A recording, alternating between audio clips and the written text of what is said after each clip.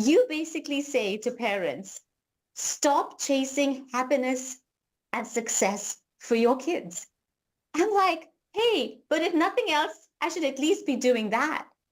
And in today's very goal-driven, success-driven world, I'd be like, I get it, but I don't want my kid to be left out. I want to give them the best chance. Right, so let's just take success first. And most Indian parents will have to admit, even in the privacy of their own solitude, that success is their main goal in raising their children. And when we raise children with this goal in mind, what we often do is become blind to who the child really is. When we drive our children to success, we objectify them. And no parent likes to admit that they're doing that, because we pretend to ourselves, we lie to ourselves that all our pushing is coming because we care about our children. We love our children, but that's not the truth. We care about ourselves. We love ourselves. We feel good to have our children be successful.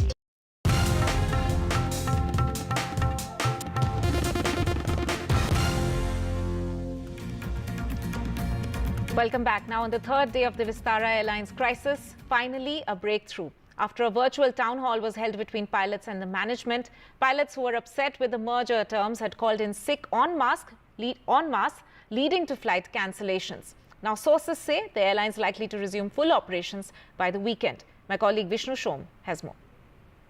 The number of flights which were cancelled today, at about 24 flights, is half of what took place yesterday in terms of flight cancellations and the day before. However, in speaking to the other side as well, while the pilots are now saying that yes, it is likely that the airline will get its operations back in order, there are serious concerns which remain as far as, for example, the rostering of pilots is concerned. They say that they are being pushed to an edge. They say that they are fatigued at one level, and that remains a flight safety concern, and that the rostering system within the airline needs to be fixed.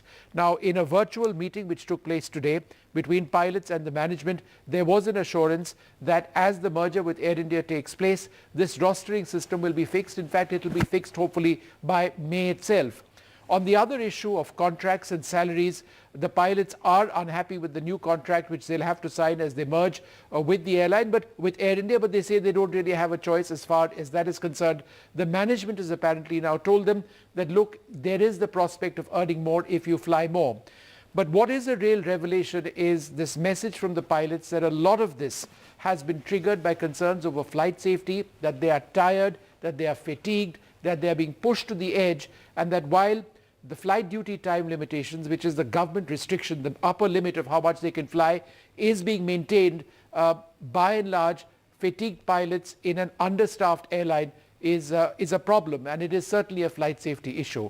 So two sides of the story. The airline will get back into operations, but they need to perhaps get their act together as far as pilots are concerned to ensure that the airline is safe and reliable. And the latest rage in Mumbai, our rage rooms take a look at this unique way to de-stress.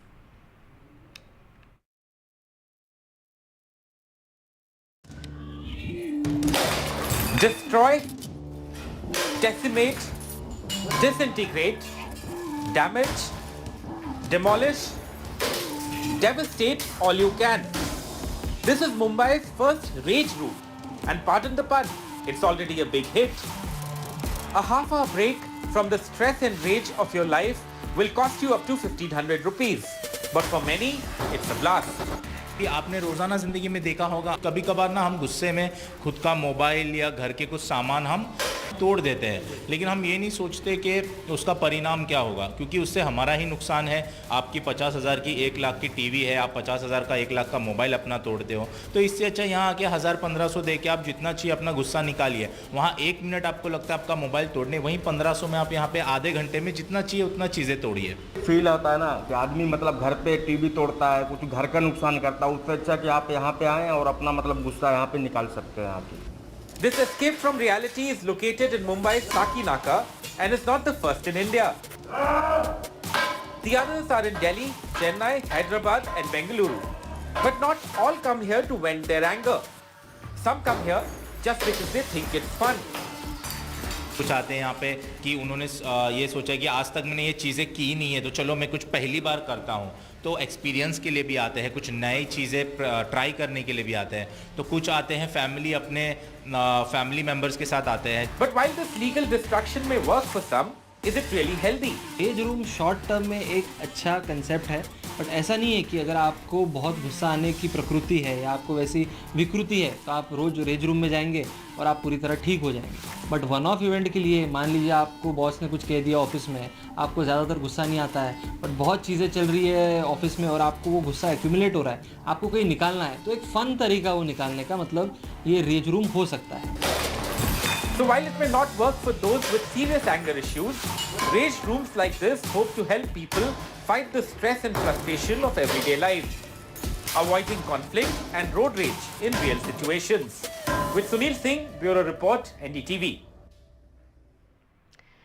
And according to reports, Tesla Motors is sending a team to scout locations in India for a proposed $2 to $3 billion electric car plant. According to sources, Tesla executives are in close touch with the Indian government authorities, and the focus is on Maharashtra, Gujarat and Tamil Nadu.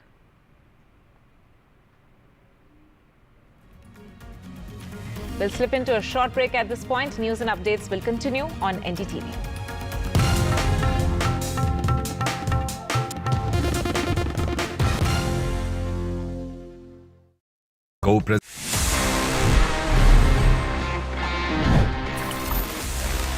Now friends, if I talk about the first story or the top story of the week, well, it's a very special one.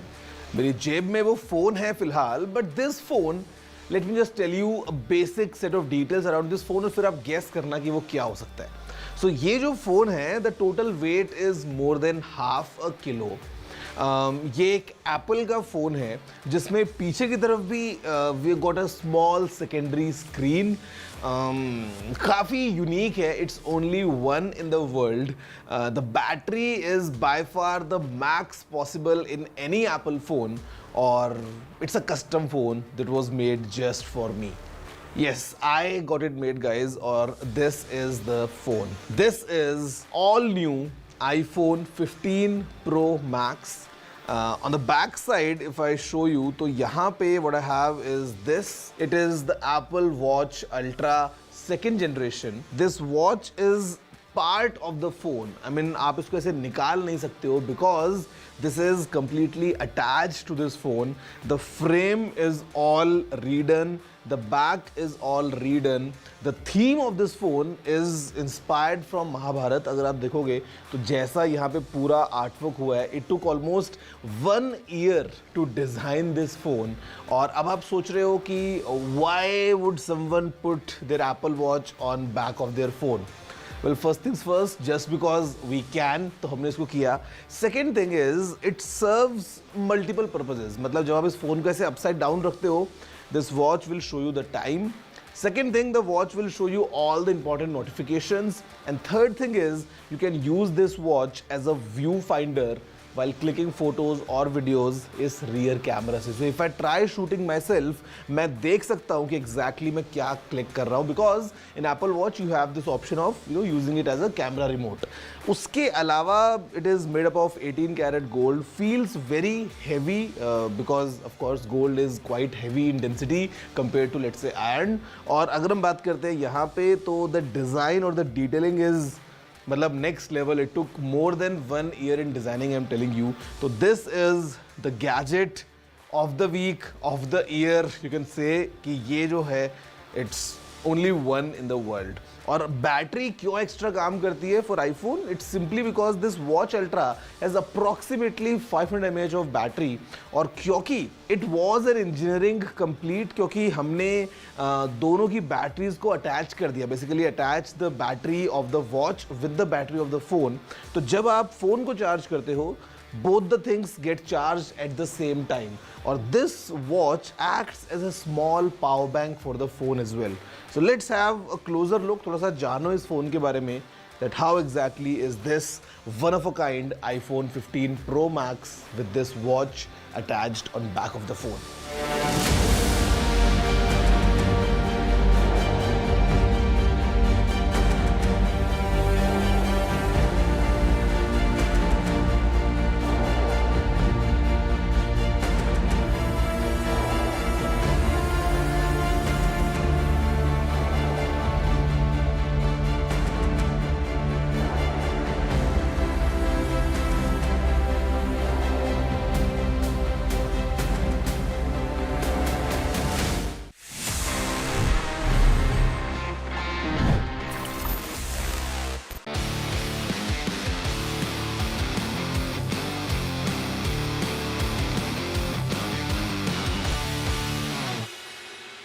welcome to NDTV Auto. I'm here in Jaipur for Volkswagen brand conference and they have made a slew of announcements here. Let's talk more about them with Mr. Ashish Gupta, brand director, Volkswagen India. You know, you have again changed the lineup.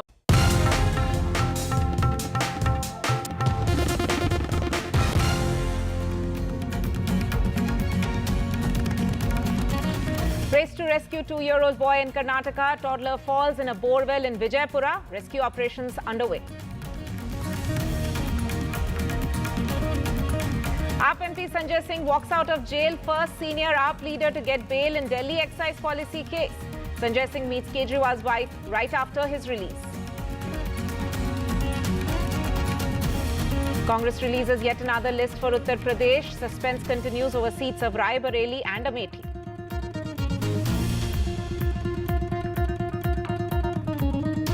Vistara likely to resume full operations by weekend after a virtual town hall is held between the management and pilots to resolve their issues.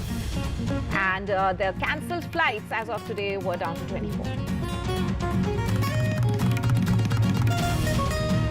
Tesla Motors to send a team to scout locations in India for a proposed $2 to $3 billion electric car plant focused on Maharashtra, Gujarat and Tamil Nadu.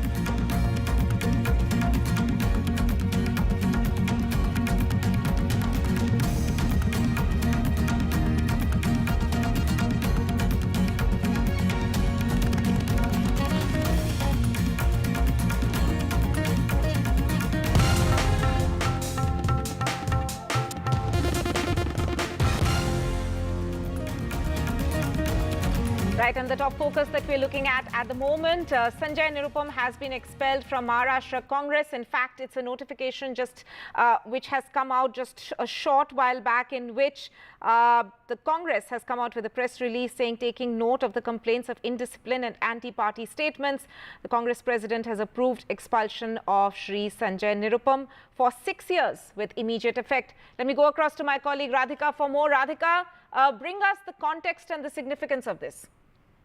Certainly, Maharashtra unit of the Congress had in fact sent out this proposal to expel Sanjay Nirupam for his recent remarks against Shiv Sena, of course, against MVA in itself, over seat sharing for the Lok Sabha election. So this was on expected lines because he had made certain remarks and statements which had not gone down well with the Congress party or within the MVA alliance itself. Now, the proposal was, of course, sent across to the Congress High Command in Delhi and the party's disciplinary committee. And now they've taken a final call to expel him for 6 years. In fact, there was a decision that was taken at the meeting of the Congress committee today, which had decided to push for the removal of Nirupam as our party's list of star campaigners. And now, of course, he's been taken off the party. Now, as far as the entire controversy is concerned, Shiv Sena had put out a list of names and had also fielded one of its candidates as far as the Northwest constituency in Mumbai is concerned, which had been Sanjay Nirupam's constituency, and he had fought from the constituency for the longest time, and he was unhappy about that candidate list coming out, after which, of course, he had lashed out not just at the Sena but also at the Congress party. This happened a week ago. In fact, he had even given an ultimatum to Congress party and had urged the Congress party to break ties from Sena. In fact, he'd been at loggerheads as far as the entire alliance is concerned of the MVA. He had been always vocal about his views of MVA, and he was always opposed to the alliance in itself. And it came to a breaking point when a Sena candidate was announced from Northwest constituency, Uddhav Sena candidate. So following which, of course, he had lashed out, he had slammed MVA in itself, given an ultimatum to the Congress, and therefore now Congress party taking the step of expelling him on charges of anti-disciplinary, anti-party activities and on for certain disciplinary proceedings. So yes, at this point remains to be seen how Sanjay Nirupam is going to react. Tomorrow he's going to take a press conference at about 11:30 a.m. And he may be making certain announcements, right, because there was, speculations that he himself would be quitting the party. But even before that could happen, Congress party itself expelling the leader. Radhika there, thank you so much for bringing us that key update. Of course, as Radhika mentioned, Sanjay Nirupam is also likely to brief the media on Thursday.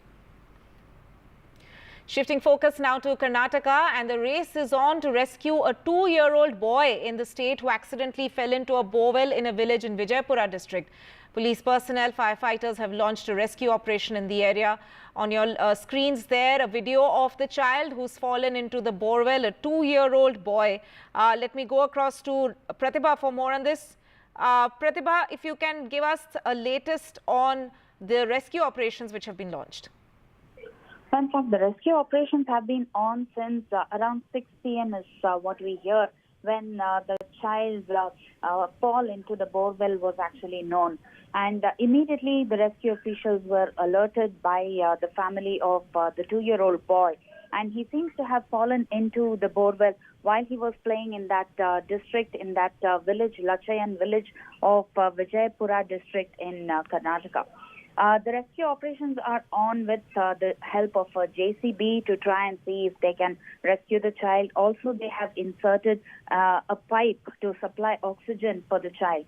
The borewell seems to be around 30 feet deep, but it was left uncovered, and the drilling happened yesterday. And today is when the accident seems to have happened with respect to the child, who seems to be stuck at a depth of around 16 to 20 feet is what we hear. Well, desperate operations are on, and the family hopes that the child will be recovered safe.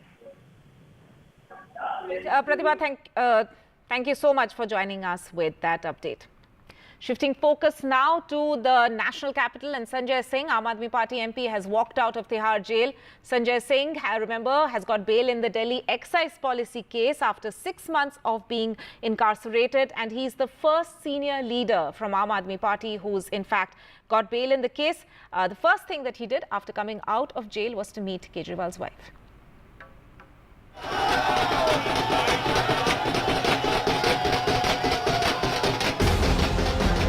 A big day for the Aam Aadmi Party as Sanjay Singh walked out of jail after becoming the first AAP leader to get bail in the liquor policy case. जब court में पूछा गया कि पैसा कहाँ है, money trail कहाँ है, प्रोसीड्स ऑफ क्राइम कहाँ है, तो ईडी का कोई जवाब नहीं था इस सवाल को लेकर.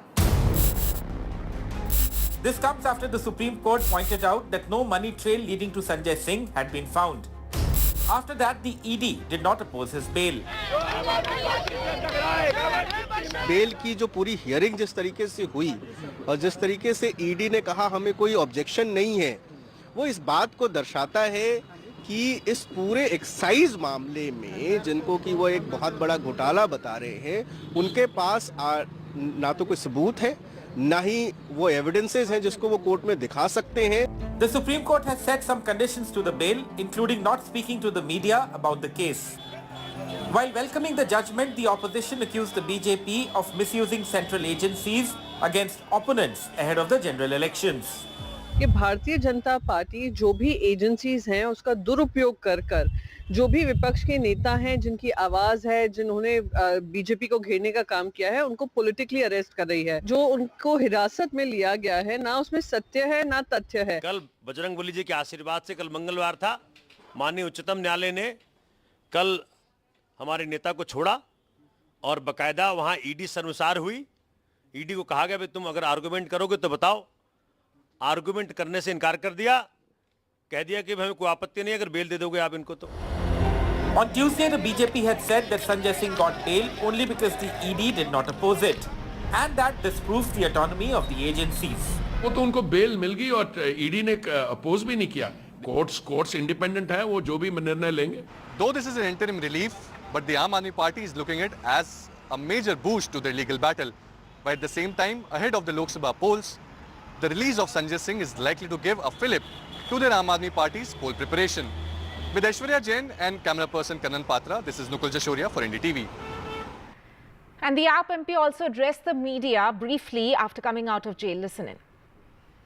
अरविंद केजरीवाल को तुमने जेल में भेज दिया. आम आदमी पार्टी का एक एक कार्यकर्ता, आम आदमी पार्टी का एक एक नेता, आम आदमी पार्टी का एक एक मंत्री और विधायक अपने नेता अरविंद केजरीवाल के साथ खड़ा है। रात में 10 बजे किस जज्बे के साथ हमारा कार्यकर्ता ललकार रहा है। देखो मोदी जी, देखो आके। Now, Chhattisgarh Chief Minister Vishnu Deo Sai has hit back at Congress leader of opposition in the state, Charandas Mahant, over his controversial remark on Prime Minister Modi during a campaign for former Chief Minister Bhupesh Baghel in Rajnandgaon. Chhattisgarh Chief Minister has now said that the remark shows the mindset of Congress, and he also added that if Congress dares, they have to hit him first, since he is a member of Modi's family. ये कोई देश के प्रधानमंत्री के लिए एक नेता प्रतिपक्ष के मुंह से ऐसा निकलना चाहिए क्या? नहीं निकलना चाहिए, और इसकी हम भर्त्सना करते हैं, निंदा करते हैं। और आज मैं कहता हूं कांग्रेसिया मन से कि अगर वो मन में हिम्मत है तो मैं भी मोदी परिवार के सदस्य हूं। वो पहला लाठी मोला मारे, मोर सिर में मारे, अगर वो मन में हिम्मत है तो। Staying with news from Congress, another Congress list released for Uttar Pradesh. The candidate from Mathura has been announced. But what's most important, of course, is that the suspense over Rai Bareli and Amethi still continues, as the candidates for those two seats have not yet been declared. This delay by the Congress of releasing the candidates, especially for the Rai Bareli and Amethi seat, is either it is a strategic delay or the Congress is in serious conundrum over who to place where. Because, out of the 17 seats in their quota, they have released for 14 seats. Only 3 seats are left, as you mentioned, Prayagraj, Rai Bareli and Amethi. Now, what we know from within the party sources, and in fact, Uttar Pradesh unit also said it on record that they want the Gandhi family to fight on their traditional seats, that's Rai Bareli and Amethi. But of course, it is of course the Priyanka Gandhi's name that is coming up again and again. So of course, it could also be a strategic delay by the Congress, or the Congress could also be in conundrum, because the Rai Bareli seat goes in the latter. There are 7 polls. It goes to the polls in the latter half of the Lok Sabha elections. So of course, a lot of speculations over when will Congress release the list. But another important point here is, of course, of the Ujjwal Raman Singh. He joined Congress yesterday. He has been an MLA from Prayagraj. It was expected, it is still expected that his name will come up for Prayagraj. But in this list, there was no name for Prayagraj. So another interesting aspect over there as well. Yes. Now, the Kachativu row continues to simmer. MDMK founder has now made a charge at Congress. Vaiko said that Congress has betrayed Tamil Nadu in every front back then. This is, of course, a political storm over the 50-year-old pact. And remember that MDMK is an ally of DMK and Congress in Tamil Nadu. Listen into what Vaiko had to say. Regarding Kachativu, DMK and Congress have raised against BJP has raised. Congress betrayed Tamil Nadu in every front at that time. After that, these 10 years is a testing time for Narendra Modi. He betrayed Tamil Nadu. He betrayed India. Time for our special election report. We focus on district of Udhampur, called the gateway of Jammu and Kashmir, which is witnessing a fierce battle with Minister Jitendra Singh facing a strong opponent after 10 years. Former Minister and 2-time MP Chaudhry Lal Singh. Can he break the BJP leader's winning streak?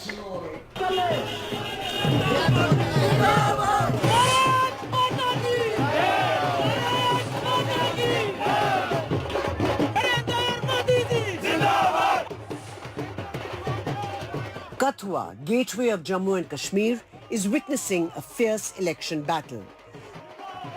Kathua is part of the Udhampur parliament seat, where the BJP is facing a strong opponent for the first time in 10 years.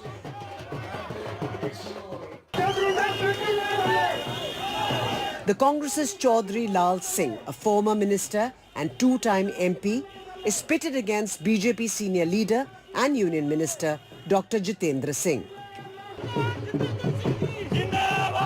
Singh blames the Congress for helping Pakistan by not completing the crucial Shahpur-Kandi barrage that would have ensured no water from the Ravi River flows to Pakistan.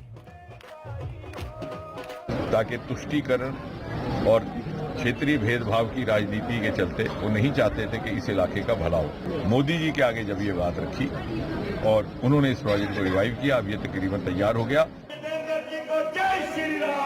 The 2019 election was a cakewalk for Dr. Jitendra Singh in the absence of a formidable candidate from the opposition. But this time, the election was being seen as a one-sided affair, till the last-minute entry of heavyweight Lal Singh into the Congress. Lal Singh accuses the BJP of snatching land and job rights of people in J&K that were protected under Article 370. मकान तोड़े जा रहे हैं, उसके खिलाफ खड़ा हुआ हूं मैं और मेरी party. The Udhampur parliament seat is spread over 20,000 square kilometers, with mostly mountainous terrain across 5 districts in Jammu and Kashmir. With 11 lakh voters, a traditionally high voter turnout is literally keeping parties on their toes. Next few weeks are going to be very intense campaigning across Udhampur parliament seat, where polling will take place in the first phase of elections on 19th of this month. It's a high-stake battle. Earlier, it was seen as a one-sided contest, but as campaigning picks up, it appears that it may well be a very tough competition between Congress's Lal Singh and Union Minister Dr. Jitendra Singh. In Srinagar, Nazir Masoodi for NDTV. We'll slip into a short break at this point. Don't go anywhere.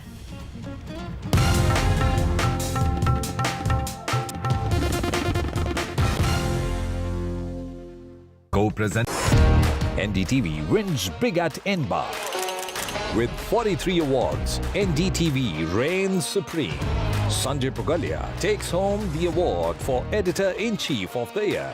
Santosh Kumar wins Managing Editor of the Year. Vishnu Som, Maria Shakil and Sumit Avasthi take home the top honors for the Anchors of the Year. BSI, Hum Log and We the People all take home awards. And NDTV 24/7 takes home News Channel of the Year award.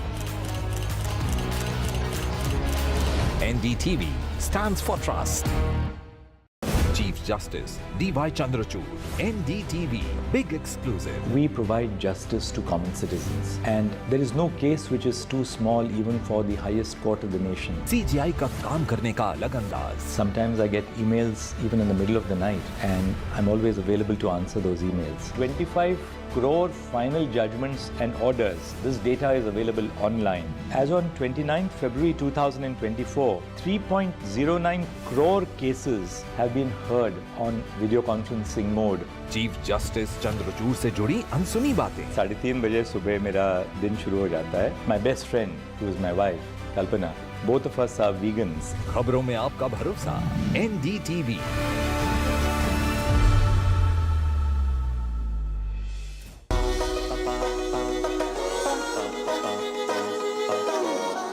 You say, celebrate the ordinary in your child. Celebrate their ordinariness, or at least observe their ordinariness, because once they are seen by you for who they are, that's going to create a child with better self-worth, and that unconsciously we are looking at the child that we want them to be, or that we're trying to get them to be, or the future that we see before for them, and not who they are. To celebrate the ordinary seems so radical. And why is it so hard? And why is it so important, especially today? Well, it's so important because it's the fact that we are all ordinary. And I think that is the human plague right now, our refusal to accept that we're ordinary, because we're all searching to be significant on social media, in our worlds today. We're all basically screaming, see me, see me, see me, aren't I important, aren't I significant? Guess what? No, we're no more important than the next being. We are no more extraordinary. We are all ordinary. If we accept that, here's why it's important to accept that. Because then we can let go of the desire to control our children or ourselves to get external validation. And we can learn to settle into our own being and learn.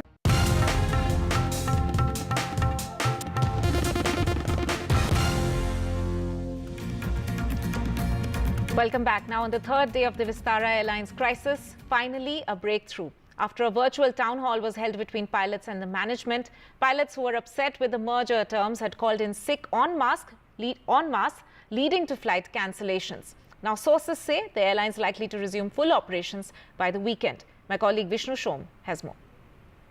The number of flights which were cancelled today, at about 24 flights, is half of what took place yesterday in terms of flight cancellations and the day before. However, in speaking to the other side as well, while the pilots are now saying that yes, it is likely that the airline will get its operations back in order, there are serious concerns which remain as far as, for example, the rostering of pilots is concerned. They say that they are being pushed to an edge. They say that they are fatigued at one level, and that remains a flight safety concern, and that the rostering system within the airline needs to be fixed. Now, in a virtual meeting which took place today between pilots and the management, there was an assurance that as the merger with Air India takes place, this rostering system will be fixed. In fact, it will be fixed hopefully by May itself. On the other issue of contracts and salaries, the pilots are unhappy with the new contract which they'll have to sign as they merge with the airline, but with Air India, but they say they don't really have a choice as far as that is concerned. The management has apparently now told them that, look, there is the prospect of earning more if you fly more. But what is a real revelation is this message from the pilots that a lot of this has been triggered by concerns over flight safety, that they are tired, that they are fatigued, that they are being pushed to the edge, and that while the flight duty time limitations, which is the government restriction, the upper limit of how much they can fly, is being maintained, by and large, fatigued pilots in an understaffed airline is a problem, and it is certainly a flight safety issue. So two sides of this story. The airline will get back into operations, but they need to perhaps get their act together as far as pilots are concerned to ensure that the airline is safe and reliable. And the latest rage in Mumbai, our rage rooms take a look at this unique way to de-stress.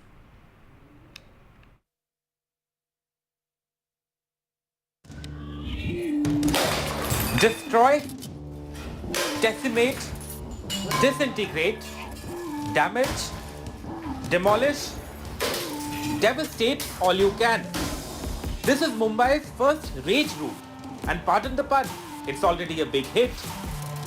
A half-hour break from the stress and rage of your life will cost you up to 1500 rupees. But for many, it's a blast. आपने रोज़ाना ज़िंदगी में देखा होगा, कभी कभार ना हम गुस्से में खुद का मोबाइल या घर के कुछ सामान हम तोड़ देते हैं, लेकिन हम ये नहीं सोचते कि उसका परिणाम क्या होगा, क्योंकि उससे हमारा ही नुकसान है।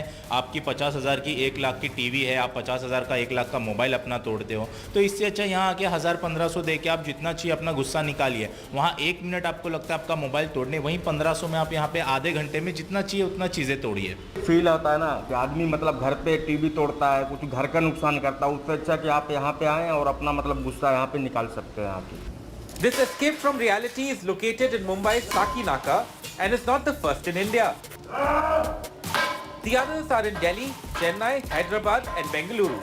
But not all come here to vent their anger. Some come here just because they think it's fun.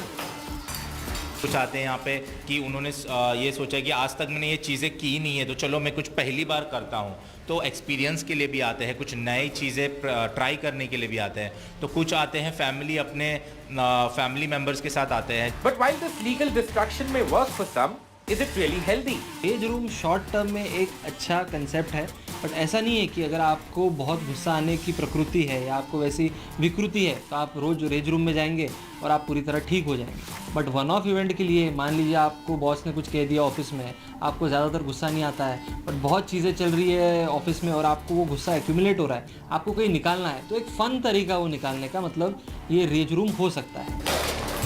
So while it may not work for those with serious anger issues, rage rooms like this hope to help people fight the stress and frustration of everyday life, avoiding conflict and road rage in real situations.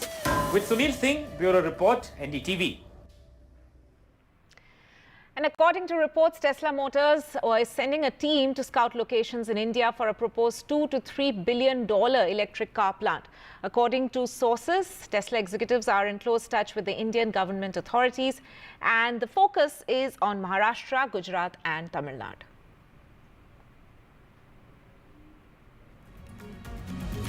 We'll slip into a short break at this point. News and updates will continue on NDTV.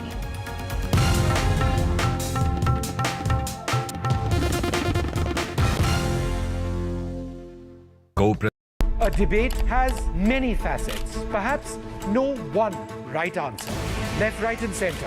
Conversations that get to the core of the debate.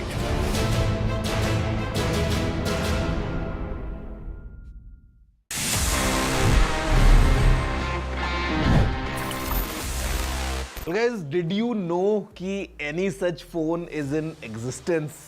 मतलब एक ही है तो of course आपको पता नहीं होगा. वैसे if in case you did, let me know by using the email. You know the address. It's tg@ndtv.com.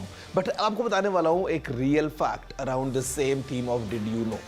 You know, आप यहाँ बैठे-बैठे और I mean how the scientists figure out the distance, or I would say the precise distance between Earth and the Moon. ये use करते हैं ledgers को, और ये लेजर्स रिफ्लेक्ट होके आते हैं मून सरफेस पे. The mirrors that were left by the Apollo astronauts, वहां से रिफ्लेक्ट होकर जब लेजर लाइट वापस आती है तो they can figure out precise distance between the earth and the moon. They can know about the orbit of the moon या फिर ग्रेविटेशनल पुल कैसा है. मतलब just think about it. It is called lunar laser ranging. मतलब कितना interesting है ना कि tech is almost everywhere. All these gadgets kind of keep us connected. फिर चाहे हम एकदम हाई एंड रॉकेट साइंस की बात करें या बेसिक लेवल पे बात करते हैं, I think all around us we have multiple gadgets जो हमारी लाइफ्स को बहुत ज्यादा आसान बनाते हैं.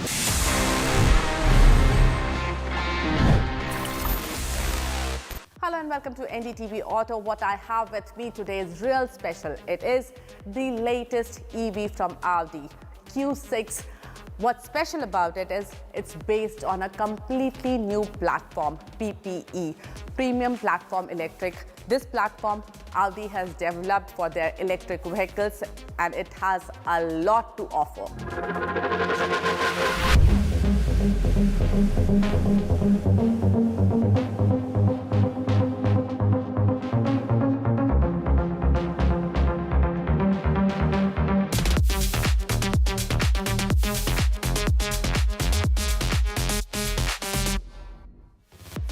Company says the new platform PPE helps Audi Q6 E-tron achieve 30% less energy consumption with 33% better system performance.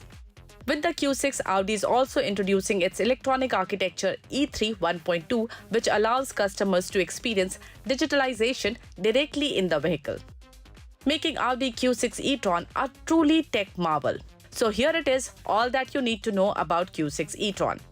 Audi Q6 E-tron is the upcoming EV from Audi's stable and is expected to come to Indian shores by the end of this year. International launch is expected in second half of this year. It is a 4.7-meter SUV which will occupy the space between Q4 and Q8 E-tron. It will come in two variants, Q6 E-tron Quattro and the more powerful SQ6 E-tron. What we have today with us is the S variant. What I want to show you, the first in the look of Audi Q6 are these DRLs.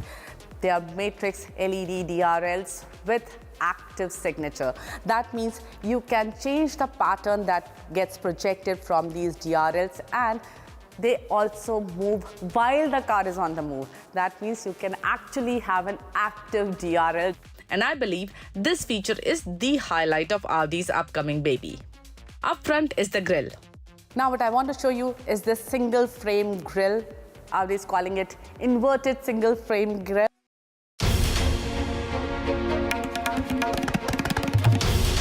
This is NDTV, and you're watching NDTV 24/7.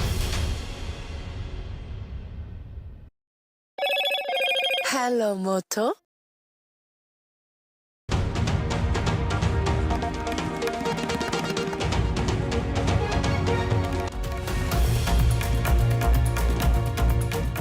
Good evening. evening. Welcome to Left, Right and Centre. I'm Vishnu Shobh. On the programme this evening, the Tamil Nadu government has moved the Supreme Court seeking an ex parte order to the centre to release 2,000 crores as part of an interim relief package for flood-ravaged districts. The state, remember, was hit by floods in December. It had sought 37,000 crores of damage as a result of the cyclone Michwang and heavy rainfall in the state. The state has also claimed that the centre has not been releasing relief funds, something which the BJP has strongly denied. Is the centre discriminating on aid to states as has been alleged, or does Tamil Nadu need to be more accountable for the funds that it's already received? That's going to be our first discussion. Next on the show, as Vistara gets back to normalcy, a full analysis of what triggered the crisis. A serious concern on pilot fatigue emerges as a primary issue, not just problems over a new contract. The management now says that they will fix their pilot flying rosters in order to ensure that the concerns of the pilots that they're being pushed right to the edge are adequately addressed. Pilot fatigue is a serious issue in Indian aviation, not just at Vistara. With the industry growing at the pace that it is at, many pilots across airlines have similar concerns. The bottom line, an acute shortage of pilots means that those behind the controls may be overworked. And finally, a massive earthquake hits Taiwan, the most intense in 25 years. Significant damage but minimal loss of life, primarily because of the quality of construction of buildings and a well-oiled system of alerts. This was a magnitude 7.4 earthquake that struck at 8 a.m. local time in Taiwan. We'll be joined by journalists and news editors from Taipei on what happened around them. But let's move on to our top story. The Tamil Nadu government has moved the Supreme Court seeking an ex parte order to the centre to release 2,000 crores as part of an interim relief package for flood-ravaged districts. The centre has been saying that Tamil Nadu needs to be more accountable for how it spends the funds. Joining us now, A. Sarvanan of the DMK, Ramaswamy Mayappan, he's a political analyst, Pulla Rao, the political analyst, also with us, also Rajat Sethi. Let me go across to you, Mr. Mayappan, first. What came up in the Supreme Court in a plaint was that, and I quote, the government of India is being arbitrary, right? That's what the allegation is, and that there is an arbitrary and violative act of fundamental rights being violated, guaranteed to citizens under Article 14 and Article 21 of the Constitution. Why, if there is a delay in the release of these funds? How would you respond? A very good evening, Shub. Firstly, I think the DMK is just playing out a fight for the purpose of elections.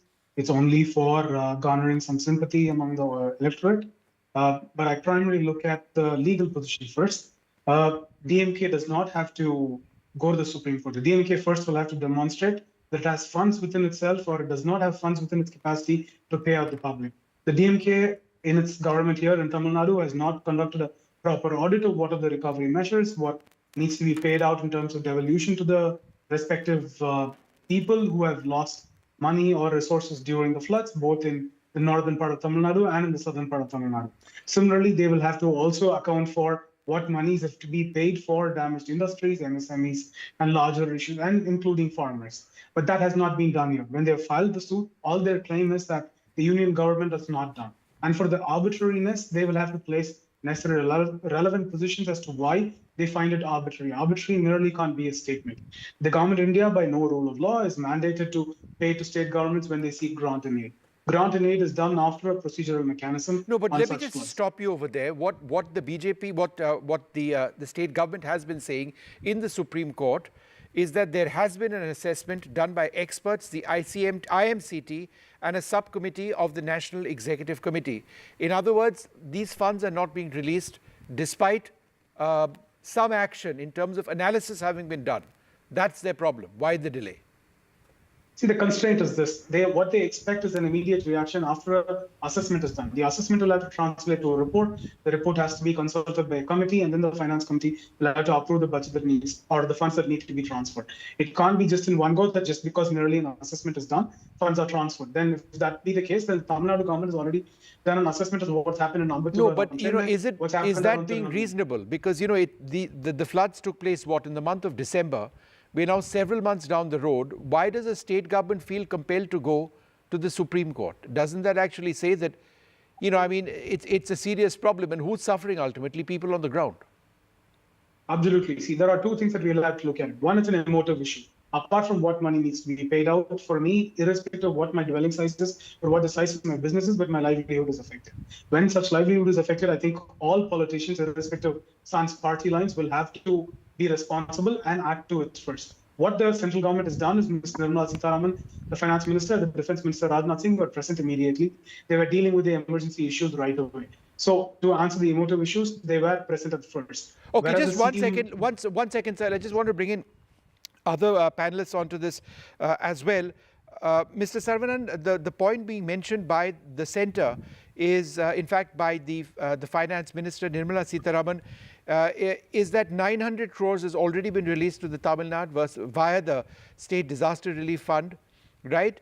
This has not been utilized formally, in fact, properly. She says, had they utilized this properly, much could have been averted. Besides, 5,000 crores was arranged to build stormwater drains in Chennai.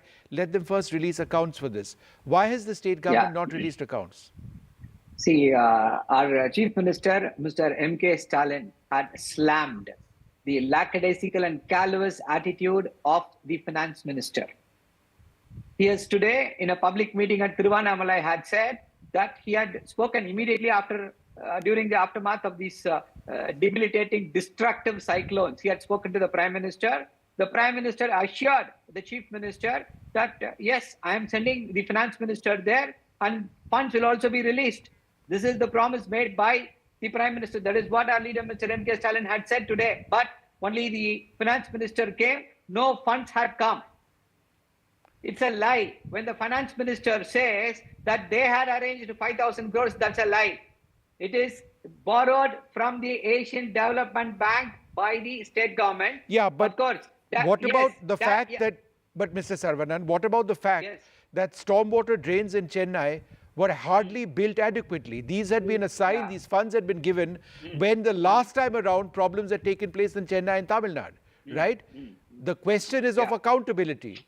If you want money, irrespective of where you've got money from, if stormwater drains and things and infrastructure had not been built up, then how are you now asking for more money? That's the point. Again, the finance minister is wrong, and the BJP's propaganda that the state government has not built stormwater drains is again a blatant lie. I'll tell you why. Because in 2021, ever since we came to power, there was a flood in 2021. November 2021, Chennai was flooded for a small amount of rain. Chief Minister vowed that the next rains coming, there will be not a single drop of flood in the city of Chennai. 2022, there were again heavy rains. There was not a single drop of flood in the city of Chennai. Then what happened in December 2023, I'm coming to it. Yes, Som, I'm coming to it. See, 2023 December, this is unprecedented rain. You and I could not have imagined that within 2 days, 50 centimeters of rain will pulverize the state of Tamil Nadu, the city of Chennai. No stormwater drain could handle 50 centimeters of rain. You can ask any expert. That is the situation. And to ensure, see, what is the BJP government supposed to do? The BJP government is supposed to release funds from NDRF. 58,000 crores are lying unused. Why the BJP government is not willing to give that money for the people who are suffering in the South Tamil Nadu and North Tamil Nadu? We wanted 27,000 crores, but fine. Okay, you are not going to give that kind of money. You said, you promised that wait for the process to come completed. You spoke about the process, 7.1, the interministerial committee. The committee comes, looks at the damage, gives a report to the union government. Why the union government has not acted on that? Okay, one sec. Rajat Sethi, would you like to? One sec. Sir, there's no need to shout. We are hearing you perfect. No, it's not shouting. This is the anguish. But sir, don't raise your voice. We are all hearing you, sir, very clearly. It has to be raised, Vishnu. Mr. Saravanan, I'll come to you in a second. We are all friends on this program, sir. I share your anguish. People in the state of Tamil Nadu have suffered immensely. I'm sure we all share the anguish of people in the state. Nobody wants our citizens to feel. But I wanted to come to you, Rajat. The point which has been made is that it's not just a case of Tamil Nadu. It is also, for example, allegations made in Karnataka of funds not being, for drought relief, funds not being diverted to the state. There have been issues raised earlier on by the state of Telangana that the centre was not diverting enough funds. There's been a constant problem. Bengal also making the point that in their case, revenues from GST have not been given. So it's a different context. But the argument is the same, that the centre is denying states of funds. How would you look at that? Well, Kerala government is one case in point, and the Kerala government's plea before the Supreme Court was actually put before a larger bench, and the Supreme Court went through the genuine rights of the state government to go with their overdraft and borrow more beyond the limit prescribed to them. The Supreme Court looked into all the merits, both of the centre and the state, and then said that it is primarily the responsibility of the state government to manage its finances. Vishnu, I have worked as advisor to 3 state chief ministers. I can tell you, across the length and breadth of India, our state finances are not managed with the level of professionalism that the central funds are managed. And there is lacuna, there is state capacity issue. And therefore, what needs to be done is not wake up 15 days before the polling. Tamil Nadu is going into polls in just 15 days. And I'm telling you, from the streets of Chennai, the biggest sort of anti-incumbency factor against the ruling DMK is that it did not manage professionally through proper governance the floods issue. Their ministers, their representatives did not even visit those constituencies. That is the heart of the main angst that the people are expressing against the ruling alliance of the DMK and the Congress in the state. This is why just 15 days before, I mean, are we all naive that we are not understanding that why did they pick this issue just 15 days before the state goes into elections? What were the 40 members of parliament doing in the parliament? Just 10 seconds. One second. Let me put that to Lakshmi Ramchandran, or the Secretary General of the Tamil Nadu Congress. Vishnu, 10 seconds. One sec. No, Mr. Saravanan, in order, please. Lakshmi ji, how would you reply to that these are issues which are being politicized right just before the elections? No, this is really funny. I don't know when he last visited the streets of Chennai. I can tell you, because every morning, every evening, we are all on the streets campaigning and we are meeting the people. So in the streets of Chennai, people are saying that the central government is antagonistic to Tamil Nadu and they are not giving us our dues. Flood relief is our right. The state faced one of the biggest disasters of this century. 8 districts were affected. A central team came, a central team assessed, and we were even promised that we will get the relief immediately. But nothing has happened. The fact that, the state government has to approach the court for everything, for anything concerning the central government and its decision making is very shameful. It's very unfortunate. It is not that the people on the street are not noticing it, and they are very upset with the central government. So this is not the only issue. If you see, we have a governor appointed by the union government sitting here. The governor does not sign, does not give consent to bills passed by the assembly. The assembly consists of elected representatives of the people, and they pass a bill and then he doesn't sign, and the state government is again forced to go to the Supreme Court. And last time when the Supreme Court, Minister Chandrachud, the Chief Justice, reprimanded the governor, and he said, he's a constitutional authority and he should first abide by the constitution. Right. And again, there was a case where he refused to swear in a minister. The team that the all right, chief so you are indicating that there is a bias right from the centre or the BJP to the state. I get that point. One second. Ma'am, I just wanted to go across to Pulla Rao. Sir, is this an election issue, the issue of drought, of flood relief? No, definitely, this is a talking point for the DMK and those against the BJP. Normally, when a disaster occurs, the state governments all over the country make very high demands in the hope something of it will be given. To address this issue, the central government sent the central interministerial team.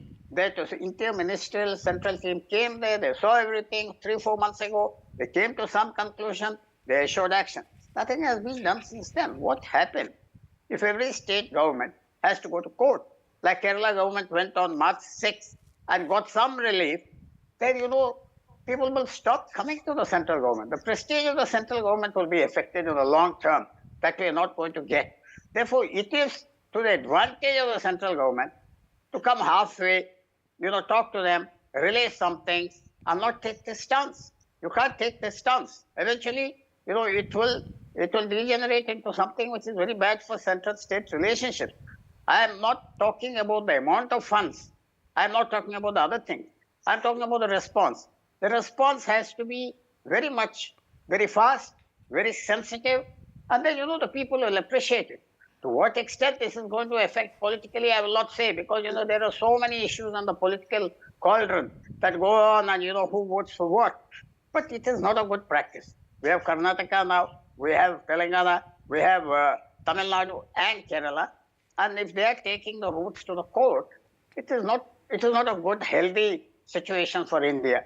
Somebody should wake up in the central government and say, let us do something fast and address this issue.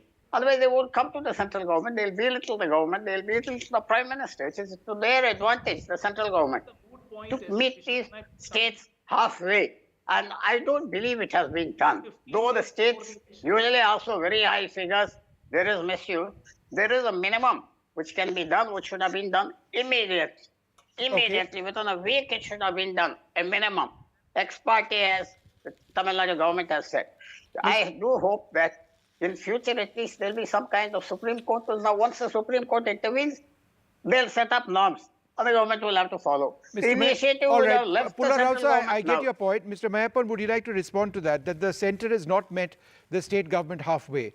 And if you look at what was said in court today, the plaintiff says that this is hampering state development. It's causing mental agony and hardships to people of the state. How would you respond?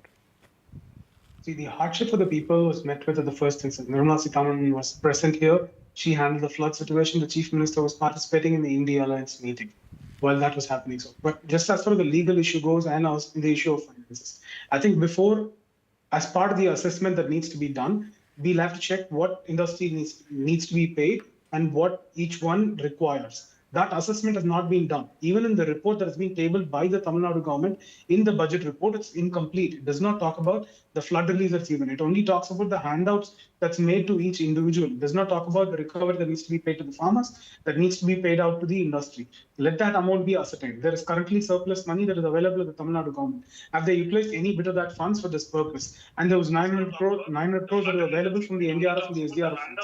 Have that fund been utilized? None of these have been explained.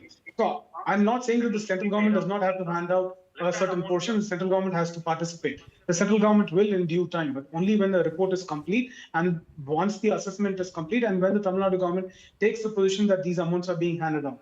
Today, just mere handouts should not be granted with the central government. And the central government also is in a position of questioning the financial credibility of the state.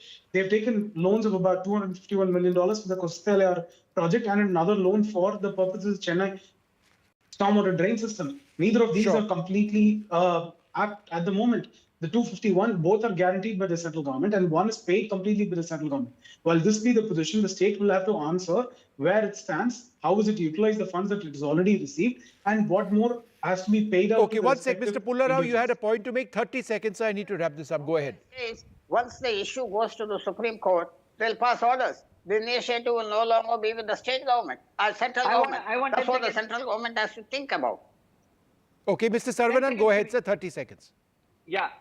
See, I don't know about what this gentleman is saying. He says the state government funds are managed less professionally than the central government funds. The central government has borrowed almost 120 crores in the last 10 years. I don't know how do we compare all these things? And that apart, it is the central committee which visited Chennai, said that the state government has done a wonderful job.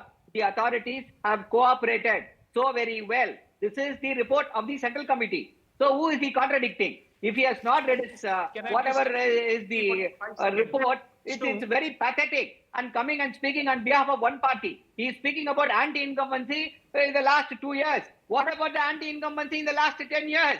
Who is going to pay? The BJP will pay dearly for that. Okay, one second, Mr. Saravanan. I'm wrapping this up. I want to go to Rajat as a point. Rajat, point is the Madras High Court looked into the issue. Half a second, Rajat. Rajat. Mr. Sarvanan, finish your sentence. Yes. Since this is a legal question. The final point is this. See, the thing is this. Rajat, 1 second. Rajat, 1 second. January 2024. The report was given in January 2024. Okay, all right, okay. Okay, 1 second, Mr. Sarvanan. Again, no need to raise your voice. We are hearing you. Rajat, go ahead.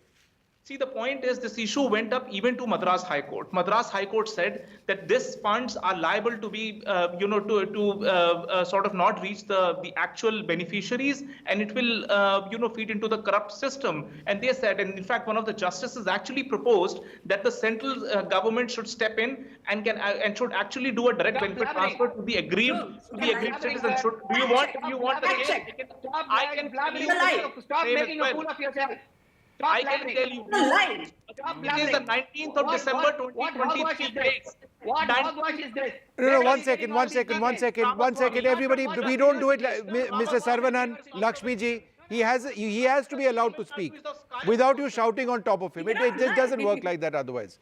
Finish your sentence. Lakshmi ji, I will come to you next. Justice Krishnan Ramaswamy, who made this observation in Madras High Court when this issue was brought in over there as well. He said that direct benefit transfers will only establish trust when the corrupt practices in the entire disbursement is too severe. Okay, got that. Rajat, I take your point. Published on that. Lakshmi ji, you've got 30-40 seconds. Please finish. No, the fact check of whatever he said right now has to be done. Nothing like that happened, and it was nothing pertaining to the flood relief that was given by the state government. Now, another point that I want to raise is, after the elections were announced, the Prime Minister came to the state 5 times. This was the biggest disaster of the century. Where was the Prime Minister when he could do an aerial survey of the Gujarat floods? Why wasn't he here in Tamil Nadu in the southern districts, and when things were really out of hand in Chennai? Where was he? So that is the question that I want to ask you. And Nirmala Sitharaman coming here, what did she do? She came and addressed the press. No, but the defense minister also visited, if I recall. The defense minister also visited, if I recall. What is the point? What is the end result? No, but what is the end result? Look. No funds. This is a desperate. Vishnu, there are no funds, Vishnu. 2 weeks before the election. No. It's All right, okay, everybody, need to wrap this up. But certainly for people on the ground in Chennai, areas to the north and to the south, the inability of whichever government, whichever state, whichever part of the administration in protecting them against floodwaters, which increasingly become more and more severe, well, that's the larger issue that will remain unaddressed. Thanks very much for joining us on this. We're going to move on now. There's been a breakthrough at Vistara after a couple of days when we've seen more than 50 flights a day being cancelled. There is a chance of a breakthrough. Sources in the management of the airline tell us that they expect normal operations to resume by the weekend. But there's another side to the story as well, which we'll come to in a moment. But here's what the management is saying, because I did speak to some pilots also who have had problems with the management. As far as the management is concerned, normal operations by the weekend. Flight cancellations have been halved. There's been a virtual town hall between pilots and the management. The management has promised pilots a course correction. They've promised improved rosters for pilots and tangible changes in pilot rosters by May. Why is the issue of rosters important? I'll tell you in a moment. But almost 100% of the pilots, the management says, have accepted the new contract. The pilots have been promised growth once the merger with Air India completes, and that there will be opportunities to earn more once the merger is complete, and that there was no protest by pilots in this virtual town hall with the management. So that's one side of the story. But we've also reached out to pilots who have been affected by this crisis, and they say that it's not just about money, it's not just about the contract. While yes, the airline will get the normal number of flights, or pretty much the normal number of flights by the weekend, and the immediate crisis may be resolved, pilots are overburdened because of flight crew shortages. Everyone is just tired from flying. Pilots are upset at the new contract, but they knew that it was coming. Pilots are flying at the limits of what is allowed. There are health concerns in the airline. Pilots are exceeding their sick leaves and ending up with leave without pay. Pilots have been complaining of fatigue issues. And Vistara, in the case of complaints by pilots on the issue of rosters and on fatigue, does not believe its own pilots, preferring instead to follow some guidelines set up by software. So a couple of important issues over there. I'm joined by Sanjay Lazar, who's been tracking this very closely. Also, Mr. G.S. Bawa, who was formerly with the Airports Authority of India and with the Air Travellers Association. Thanks very much for being with us. Sanjay Lazar, let's look at the second part, because the issue of flight safety is important. We were talking about money, and that is an issue. But do you believe that ultimately the pilots who've had concerns, this has to do with pilot fatigue, which is the most important concern? Good evening, Vishnu. Thank you for having me again. And first of all, I think congratulations should go out to the management of the Vistara for having made the attempt. Yes. And reached out to the pilots. It's a great first step. I know the pilots are not happy with what actually transpired during the town hall today. But, like they say, small steps, you cross many miles. Safety is a major issue, absolutely right. Fatigue, and I think two of the points that the CEO touched on in his virtual town hall was, one was fatigue, one was poor rostering. And the third was, we haven't recruited enough or trained enough. Therefore, we're stretched too thin. And that is evident by, the amount of 787 pilots you've had, the amount of transfers you've done from Air India to Vistara. And I'm glad that, when you come out like this and speak openly to your people, there's definitely going to be positive moves. It's a concern that there is a fatigue factor, or, he says, people were too tired to fly so much. And I think they need to look at it, maybe curtail some flights, ensure everybody's getting enough rest. I know they won't breach DGCA rules because the DGCA keeps a very sharp eagle eye these days. But safety is an issue. And, unless this bigger issue is sorted, Vishnu, I believe that stress is going to play a large part in the pilot's mind. After I was on your show yesterday, and I was fortunate to have, also had a chance to interact with, a former HR head of Air India. And he told me that, what is the cost of pilot? What are they asking for? 1 lakh a month. There are 50 of them. And that would be, about 6 crores a year. They've had 100 flights cancelled. Compensation itself would have gone over 10 crores. So that was a huge, learning for me on how this should have been tackled better. He said, look at the other parameter. Average insurance cost per pilot today, loss of license, is 2.5 crores. If you're losing 30 of these pilots or 50 of these pilots, or even 20, you're losing 50 to 60 crores of assets. So you need to look after them and talk to them like they've done, in a right step. I think fatigue is something that we need to look at very deeply, and I'm certain that they will, and I'm certain, the minister, the ministry, the DGCA are keeping an eagle eye on rostering as well as utilization. Mr. Bawa, the point that pilots are mentioning is that it's not as if they're coordinating together. It's not as if they have a union. They don't. Everyone is just tired from flying. And in the case of this particular airline, the allegation which has been made is that they are unable to take their leave when they need it. They have to schedule their leave in the beginning of the year.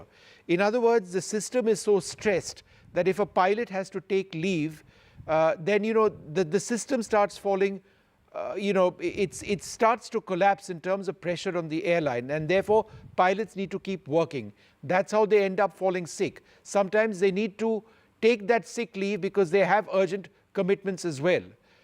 Is this a larger concern about an industry going beyond Vistara, where there are too few pilots and yet the industry itself is growing massively? Mr. Bawa, will you unmute yourself? All right. I am audible now, I hope. Yes. You are asking a very important question, and I have always believed that 2 P in aviation are very important. First P is pilot, and second P is passenger. Both are very, 2 wheels are very important in synchronization. Pilot should never be under stress. and passenger should not be stressed. And unfortunately, passenger is meant to be stressed, and pilots are now also being stressed. So then, if both are under stress, the system is going to face the music. But I have always believed that Vistara is a full-fledged airline. And if we look at their press releases a few days back, they were talking of strengthening the connectivity with France, and they have been awarded the best airline at the air show. And government has come into being, and government has mandated the bylaws for compensations of passengers. We are happy as a passenger that the government has put the DGCA for day-to-day monitoring, and there is a compensation laws are in place. So where is the problem? We need to look beyond what we are able to see. We have to read in between the lines. This crisis is not because of shortage of pilots, not because of any issues, but management issues. That's what I stress, management issues. Sure. I Pilots just should wanted not to go be back to stressed. Sanjay. Sanjay, it's also true that there are upwards, as I understand it, of 5,000 pilots, trained pilots in this country who are unemployed. Yes. So why are they not actively trained by airlines? You know, their flight, their airworthiness, their flight, their insurances and their licenses renewed if required. And why are they not brought back into the fold? Excellent point, Vishnu. Most of these 5,000 odd pilots unemployed are CPL holders who are struggling to get in onto type-rated aircraft. You know, everybody wants a 737 or a 320. They either don't have the money, or they're going through cadet programs which cost $1 crore, $1.5 crore today.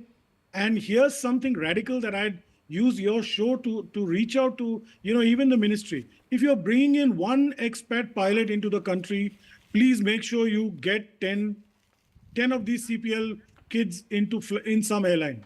Because this is, you know, we talk of Make in India, Mera Bharat Mahan, and great. I mean, we want foreign talent to come into our country. But if we have 5,000 unemployed CPL pilots who are not getting jobs for years on end, and they're working as dispatchers and stuff, use them, because we're growing at a rapid pace in this country. We have 2,000 new aircraft coming in. We have 250 airports in the next 5 years, as the minister, you know, has rightly said. Who is going to service these aircrafts and these airports? We can't keep bringing in expats. So let's start training our own kids. Let the airlines start, you know, building training centers, bringing in these kids. I know, you know, Air India has just started a cadet program. I know Indigo has had one. It's time to accelerate that. If you want to bring in foreign aircraft or foreign pilots, or, you know, on lease, make sure you bring in Indians as well. You know, for every one of these guys, train 10 of our kids, and you won't find this shortage in a year or two. Okay, Mr. Bawa, you had a point. Briefly, sir, go ahead. I just wanted to flag the issue with a lot of efforts of the government and all the stakeholders. We have come out of the COVID-19 situation, which we were all struggling that the traffic should come back. Now we have come back, and everybody should put in all resources that we should not lose. And the peak season is knocking at our door, and the prestige of the airline is very important. And they should ensure that no hurt is done to the prestige of the airline, because these are very critical issues. Once the passengers lose trust in the airline is going to lose for a long time. And I am very happy they have flagged the right issues. Yes, pilots needs to be trained. Rather, we should have a bank of pilots, not only the CPL holder. CPL is just an entrance level. Once we know that we have ordered 100 aircraft, we have ordered 500 aircraft, then where are they? Who will develop them? So we should have a bank of pilots for different categories. So that is very important. And then I always say the passenger should also look for effective messaging, because the real problem at the junction is the airline should have one-to-one contact with their passengers, and inconvenience to passenger should be minimized. Right. Cancellation is okay, but inconvenience to the passenger should be minimized, and there are tools, effective AI tools automation tools. Apps are there nowadays. Sure, no, so lots And of today the concerns, app- obviously, as far as aviation is concerned. Fatigue is an issue, but the crisis, at least immediately at Vistara, seems to be fixing itself. If the management is serious about addressing fatigue issues, the rostering concerns, then hopefully that's an important step forward.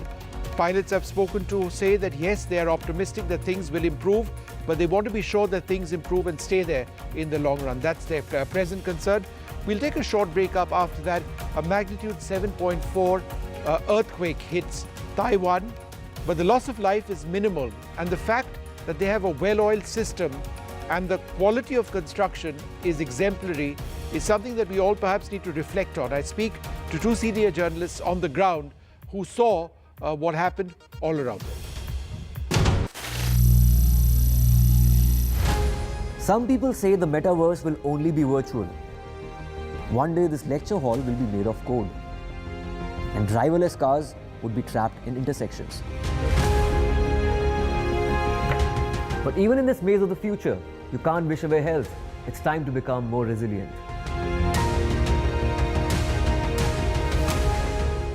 "10 years of Banega Swasth India, we have grown and achieved so many milestones.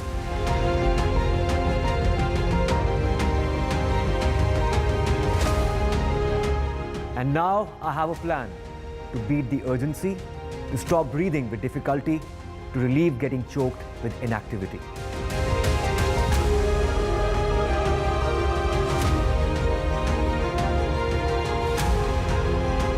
Energize our government, our environment, our society, and ourselves. Everyone, everywhere, every day.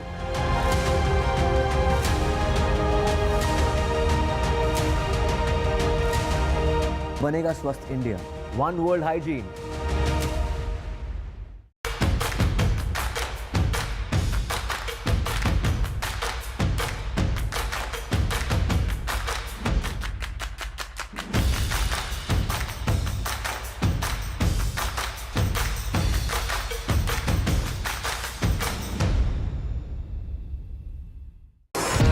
NDTV wins big at NBAR. With 43 awards, NDTV reigns supreme. Sanjay Pugalia takes home the award for Editor-in-Chief of the Year. Santosh Kumar wins Managing Editor of the Year. Vishnu Som, Maria Shakil and Sumit Avasthi take home the top honors for the Anchors of the Year. BSI, Hum Log and We the People all take home awards. And NDTV 24/7 takes home News Channel of the Year award. NDTV stands for trust.